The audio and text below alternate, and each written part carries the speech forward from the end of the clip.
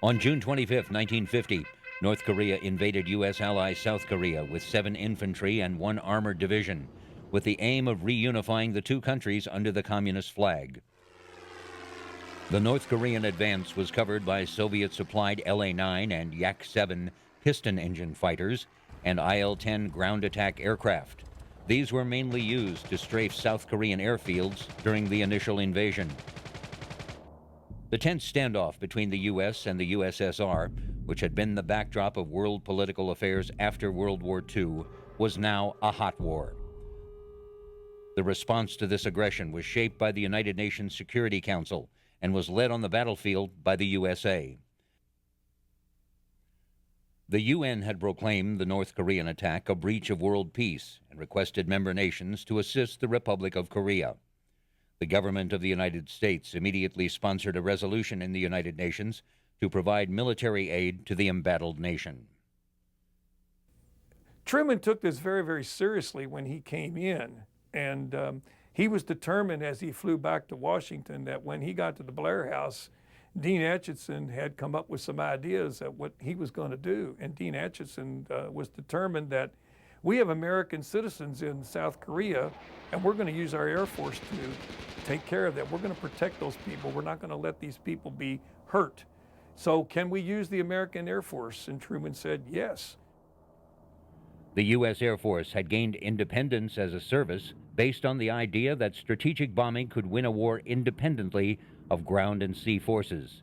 Since the end of World War II, it had focused on preparing for nuclear war, and most of its meager funding had been directed toward this mission.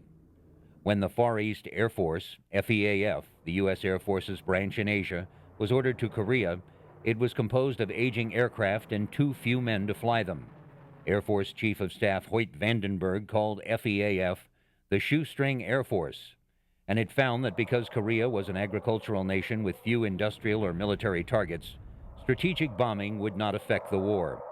Other types of missions, often requiring close coordination with land or sea forces, were required. At the end of the war, only 0.2% of all missions flown were strategic bombing. In contrast, almost half consisted of ground interdiction or tactical bombing. Unfortunately, the only aircraft immediately available in the theater for the tactical role were a small number of F-80C Shooting Star jet fighter bombers and some obsolescent North American F-82 Twin Mustang piston engine fighters.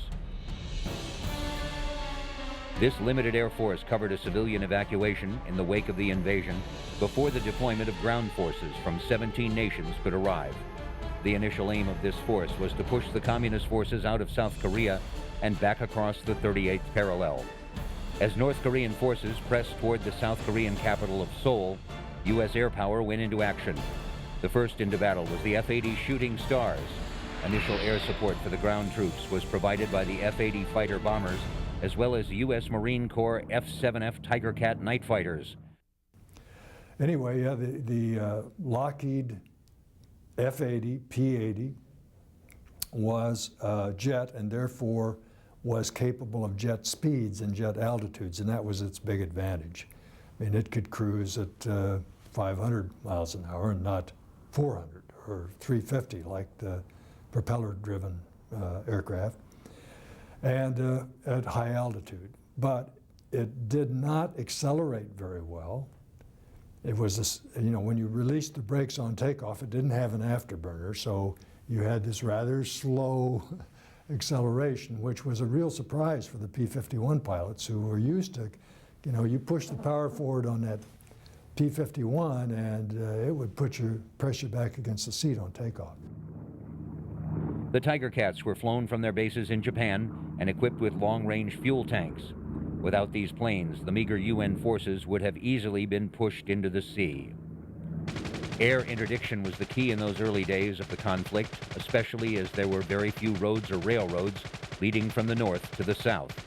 The raids by the F-80s and F-7Fs focused on NKPA supply routes to stop the flow of reinforcements and supplies. Close air support. The North Korean Air Force didn't amount to much. It was gone quickly.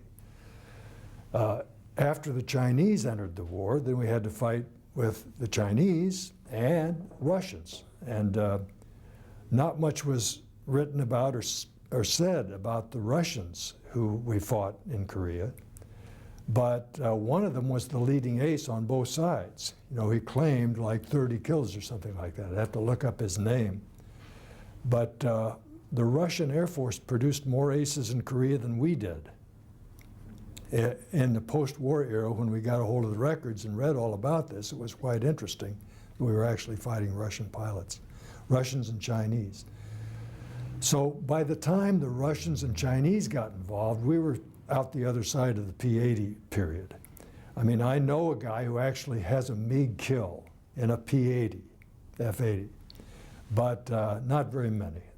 Most of the air combat was F-86s versus MiG-15. In the beginning, NKPA tanks were particularly easy to find as they were not escorted by anti-aircraft guns. When the tanks traveled at night, they left their headlights on. The interdiction effort was successful. NKPA fuel tanks on the front lines went empty, and troop rations were reduced from rice, fish, meat, and vegetables to merely rice.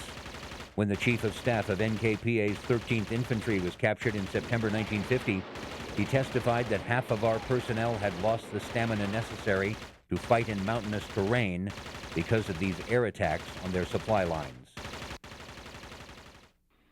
On June 27th, the first jet fighter combat by American fighters occurred when 4 F-80Cs shot down 4 NKAF IL-10s, while elsewhere F-82Gs destroyed 3 Yak-9s.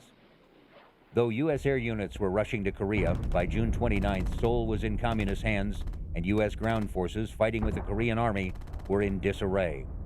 By the beginning of July, F-51 Mustangs and Navy Corsairs took over the ground support role. Armed with rockets and flown by U.S., South African, and Australian pilots, they proved excellent in this ground attack role. On July 2nd, 1950, No. 77 Squadron, a Royal Australian Air Force fighter squadron, was committed to action over Korea as part of the United Nations forces and flew its first ground attack sorties the same day, making it the first non-United States UN unit to see action. At the same time, the F-80s were assigned to the air combat role on occasions of penetration by the North Korean Air Force. In October, 77 Squadron supported the UN advance into North Korea, but was withdrawn to Pusan in November in response to the Communist forces' counterattack. The squadron was then withdrawn to Japan in April 1951 to re-equip with Gloucester Meteor jet fighters and return to action with these new aircraft in July. The re-equipped squadron moved to Kempo in June 1951 and was declared combat-ready the following month. There was some apprehension as the F-8 was clearly inferior in most respects to the Communist forces' MiG-15, just starting to appear over Korea, and was superior to the F-86 Sabre only in rate of climb and in acceleration. No. 77 Squadron first flew Meteors in a combat mission on July 30th, 1951. The squadron had mainly been trained in the ground attack role and had difficulties when assigned to bomber escort duty at sub-optimum altitudes. As a result, bomber escort role was taken over by the USAF, and 77 Squadron returned to ground attack duties. The Meteor performed well but proved vulnerable to ground fire, and losses were high.